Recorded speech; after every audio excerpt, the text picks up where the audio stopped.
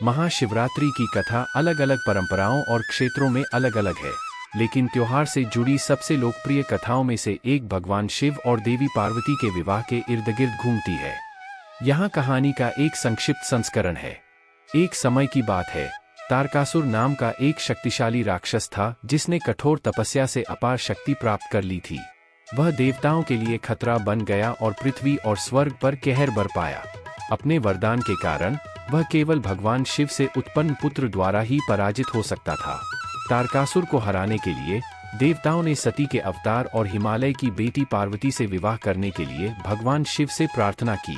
शिव के प्रति अत्यधिक समर्पित पार्वती ने उनका पक्ष पाने के लिए तीव्र तपस्या की और अंततः उनका दिल जीत लिया। उनकी भक्ति और दृढ़ संकल्प से प्रभावित होकर भगवान शिव पार्वती से विवाह करने के लिए सहमत हो गए। उनका दिव्य मिलन बहुत खुशी और भव्यता के साथ मनाया गया। ऐसा कहा जाता है कि यह शुभ अवसर महाशिवरात्रि की रात को हुआ था।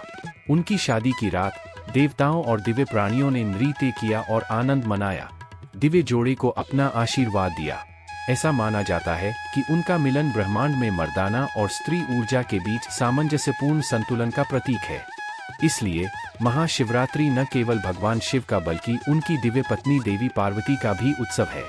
यह बुराई पर अच्छाई की विजय, आत्माओं के मिलन और जीवन और सृष्टि के नवीनीकरण का प्रतीक है।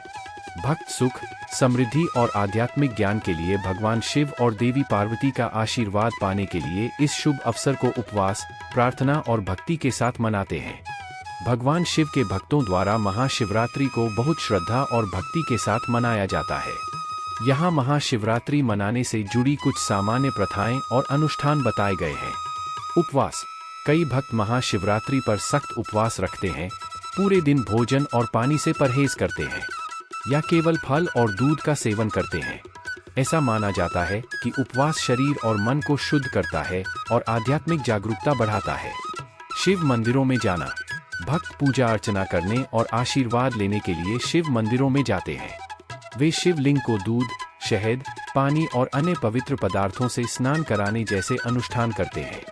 कुछ भक्त बिल्व पत्र भी चढ़ाते हैं, जो भगवान शिव को प्रिय माने जाते हैं। रात भर जागना, जागरण। रात भर जागना, प्रार्थना करना, भजन कीर्तन करना और ओम नमः शिवाय मंत्र का जाप करना एक आम बात है। यह रात्रि जागरण विशेष रूप से शुभ माना जाता है और भक्तों को आध्यात्मिक जागृति और भगवान शिव की निकटता प्राप्त करने में मदद करता है। ध्यान और योग। कई भक्त अपने आध्यात्मिक अनुभव को गहरा करने और परमात्मा से जुड़ने के लिए महाशिवरात्रि पर ध्यान और योग अभ्यास में संलग्न होते हैं। यह आत्मनिरीक्षण और आत्ममंथन का उपयुक्त समय माना जाता है। धर्म ग्रंथों को पढ़ना। त्योहार के महत्व और भगवान शिव की महिमा के बारे में गहरी जानकारी प्राप्त करने के लिए भक्त अक्सर भगवान शिव से संबंधित पवित्र ग्रंथों और ग्रंथों जैसे शिव पुराण या रुद्रम चमकम को पढ़ते और सुनाते हैं। प्रार्थना और भजन प्रस्तुत करना। महाशिवरात्रि समारोह के दौरान विशेष प्रार्थना, भजन, भक्ति गीत और भगवान शिव को समर्पित भजन गाए और सुनाए जाते हैं। ये प्रसाद परमात्मा के प्रति भक्ति और कृतज्ञता व्यक्त करते हैं। दान और सेवा।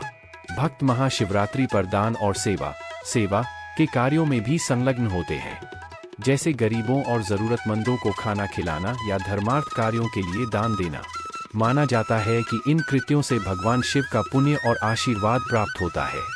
कुल मिलाकर महाशिवरात्रि आध्यात्मिक नवीनीकरण, भक्ति और सुख, समृद्धि और आध्यात्मिक उत्थान के लिए भगवान शिव का आशीर्वाद प्राप्त करने का समय है। भक्त इस शुभ अवसर को ईमानदारी, श्रद्धा और परमात्मा के प्रति प्रेम के साथ मनाते हैं। जय श्री महाकाल। दोस्तों, अगर आपको वीडियो अच्छा लगा हो तो वीडियो को लाइक करें और चैनल को सब्सक्राइब करें। धन्यवाद।